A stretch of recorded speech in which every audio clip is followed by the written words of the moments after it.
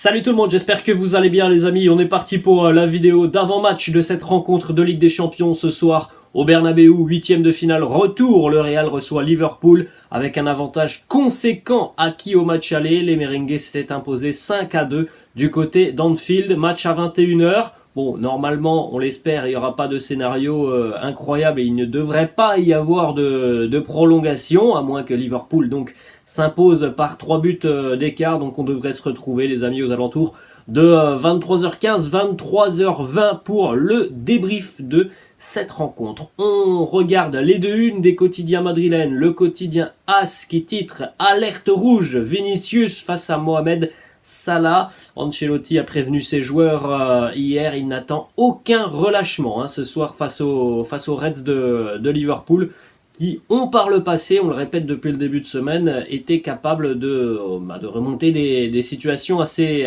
incroyables dans leur histoire. Liverpool, c'est une équipe qui a un petit peu cet ADN du Real Madrid de ne jamais abdiquer et de parfois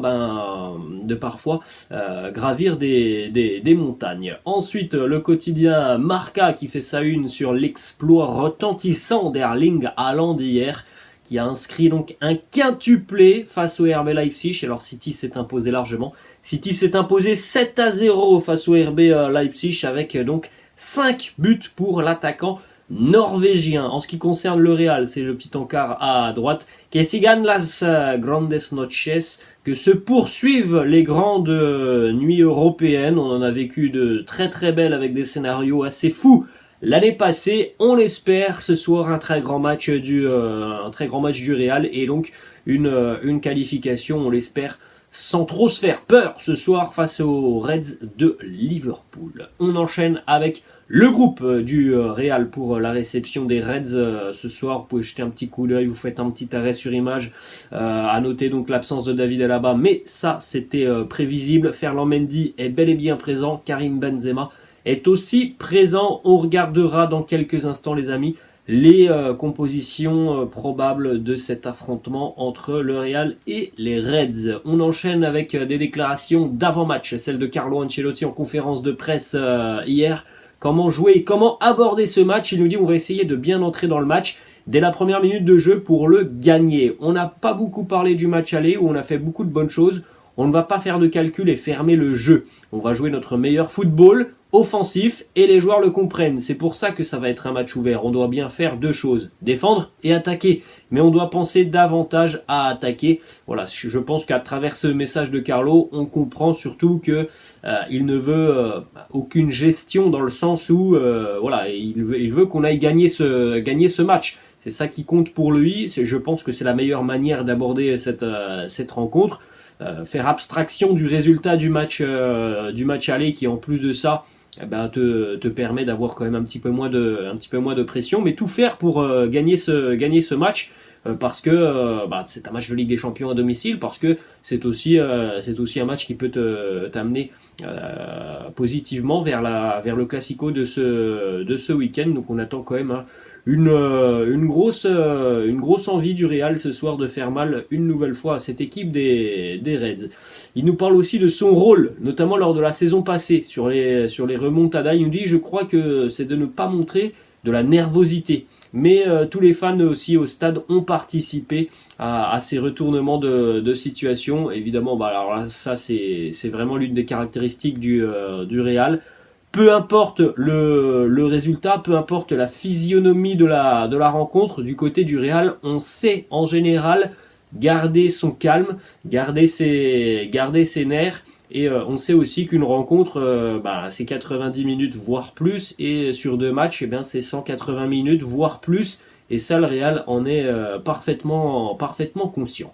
On continue avec les déclarations d'Eden Hazard. On en a parlé un petit peu hier, les amis, des déclats de Eden qui a dit avec Carlo, il ne se parlait pas, il y avait du respect mutuel entre les deux, mais il n'y avait quasiment jamais d'échange. Voilà la réaction de Carlo qui nous dit la relation n'est pas froide. Il faut valoriser deux choses. Hazard a été très honnête car on ne parle pas beaucoup, c'est vrai, mais c'est peut-être une question de caractère. Le plus important pour moi, c'est qu'il continue de me respecter comme je le respecte également. Il ne joue pas car il n'a pas beaucoup de compétition dans les jambes et aussi parce qu'il y a un joueur qui apporte beaucoup à son poste c'est Vinicius. Ensuite, une petite déclat aussi de Carlo sur l'évolution de Camavinga. Il nous dit c'est un joueur très important. Il fait tout très bien et il joue très bien.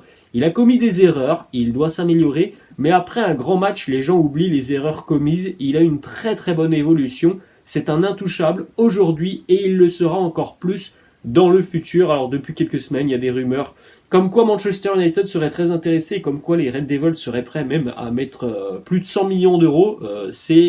Camavinga fait partie des joueurs qui sont considérés comme intouchables et qui sont vus comme des joueurs qui auront un rôle très très important sur les prochaines années du côté du Real. D'ailleurs, vous avez ces deux petites maps. Alors, on a le retour de Ferland Mendy aujourd'hui, donc à voir comment Carlo va aligner son équipe ce soir, mais voilà, c'est en général des associations qui permettent souvent à Vinicius de performer lorsque Kama est au milieu de terrain sur le côté gauche, et là aussi lorsque Ferland Mendy est sur son côté gauche.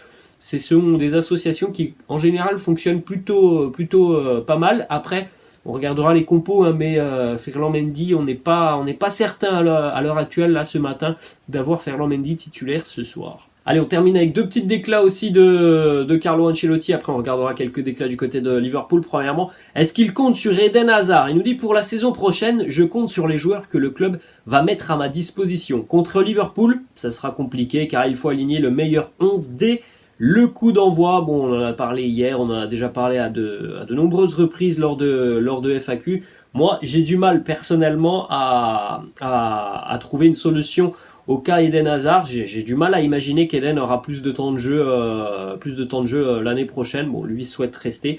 Moi, ça me semble compliqué de voir Eden avoir plus de temps de jeu. Ensuite, dernière déclat, comment va Karim? Comment il se sent? Il nous dit il va bien, il a récupéré. Je ne parle pas tous les jours avec Karim, mais je le vois bien, motivé pour ce match face à Liverpool. On continue les amis avec cette déclat de Jürgen Klopp qui nous dit tactiquement nous devons être très actifs avec et sans le ballon. La pression du milieu de terrain doit être grande. Nous devons prendre de risques et nous devons aussi éviter les contre-attaques et notamment par Vinicius. Vinicius, il ne peut pas être contrôlé pendant 90 minutes. Il a été notre grand problème au match aller. On a senti hier dans les déclarations de Jürgen Klopp et de Fabinho, qui était le joueur qui était en conférence de presse, on a senti quand même beaucoup d'inquiétude à l'idée d'affronter une nouvelle fois Vinicius, qui a été destructeur il y a 3 semaines du côté d'Anfield. Fabinho qui nous dit Vinicius, l'arrêter sera un grand défi. Pour que nous ayons une chance de nous qualifier, nous devons l'empêcher de trouver des espaces, nous devons impérativement l'arrêter. Les joueurs comme lui peuvent toujours faire quelque chose dans le jeu. On l'a senti dans les déclarations, beaucoup de crainte du côté des Reds. Ensuite, une autre déclaration de Fabinho sur la manche aller, ce résultat de 5-2 à Anfield. Il nous dit, le Real, qu'est-ce que je peux dire? Le Real, ils sentent l'odeur du sang. Si tu leur donnes une seule opportunité, ils vont y aller, ils vont marquer. Et c'est ce qui s'est passé au match aller. Nous avons essayé d'apprendre de nos erreurs et de moins nous exposer sur ce match retour. On termine les amis avec les deux compositions d'équipe probables. Premièrement, la composition de Marca. Thibaut Courtois dans les buts, Rudiger, Militao en charnière, Nacho à gauche, Carvajal à droite, Kroos, Camavinga, Modric au milieu de terrain, Vinicius, Benzema et Valverde en attaque. Donc les deux éléments importants, c'est que l'on aurait donc un choix de Camavinga au détriment de Tchouaméni au milieu de terrain et on aurait Nacho sur le côté gauche en lieu et place de Mendy. Après, en ce qui concerne Nacho, c'est pas forcément une surprise, Mendy revient de blessure, mais ce qui est important, c'est que visiblement,